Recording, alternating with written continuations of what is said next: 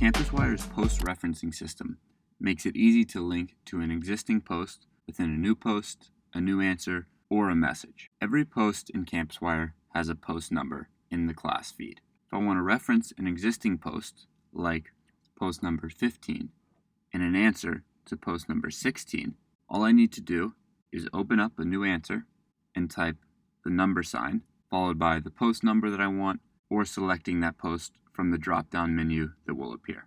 Now within that answer, a student can click on that post number, and it'll open the relevant post, followed by all the relevant answers within that screen.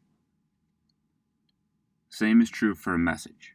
Just type the number sign, followed by the post number that I'm looking for, select that option, and send the message to link to that post within a comment, message, or direct message in Campus.